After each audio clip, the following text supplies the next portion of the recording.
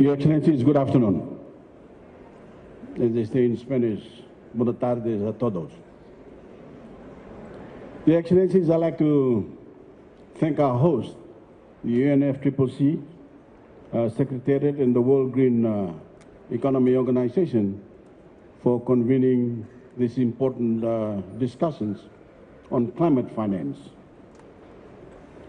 Few, if any, headlines that come out of these talks will refer to either the opaque issue of climate finance strategies or the complicated sphere of nationally determined contribution implementation. Even fewer will refer to both. However, those of us in this room know that climate finance strategies for NDC implementation are inherently linked to the ultimate success of the Paris Agreement, and importantly, to the security and sustainable development of climate-vulnerable nations.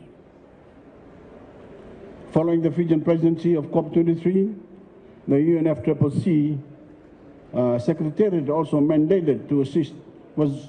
mandated to assist developing nations develop country-owned climate finance strategies.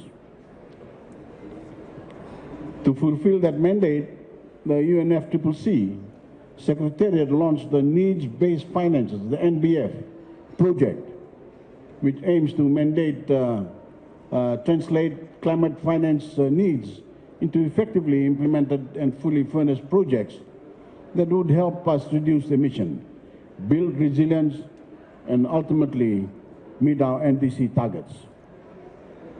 A critical outcome of the NBF support has been the Melanesian Spearhead Group Climate Finance Strategy 2019-2021, which I understand was unveiled in June of this year.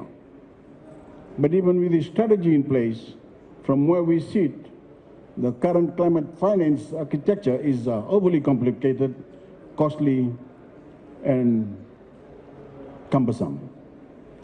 When we look to secure funding for NDC, we revert to speaking in mostly acronyms.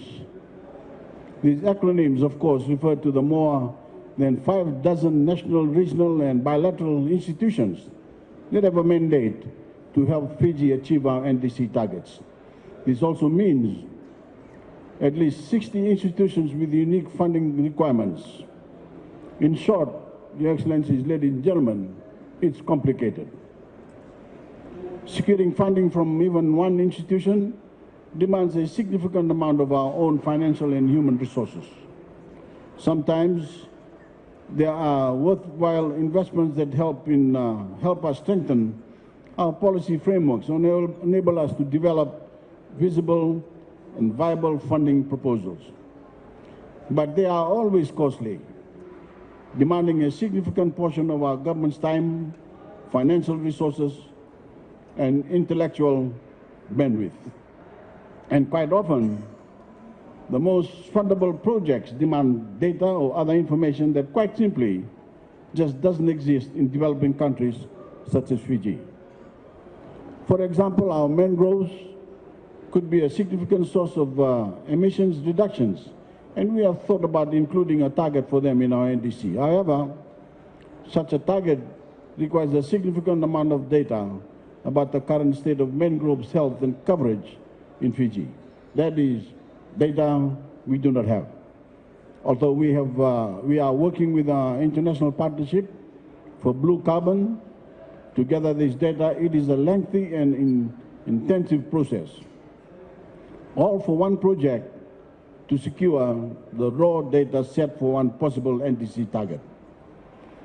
We don't want the architecture that is designed to help us develop our climate finance strategies for NDC implementations to be complicated, costly, and cumbersome.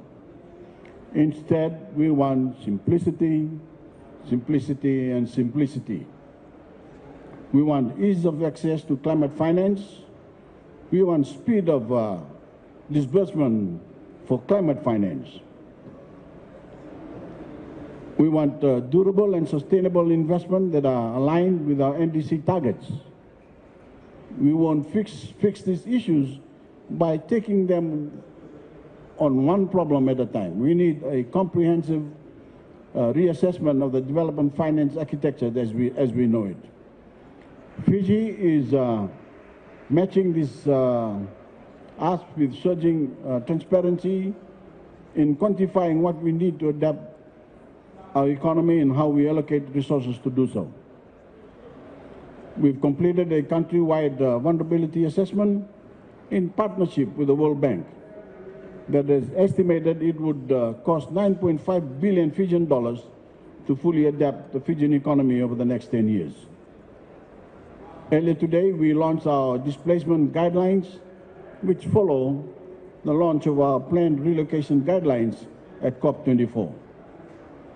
We are pursuing innovative financing mechanism through the launch of Fiji's Green Bond, which has third-party validation from Sustainalytics to ensure that bond funds go directly to climate-related initiatives.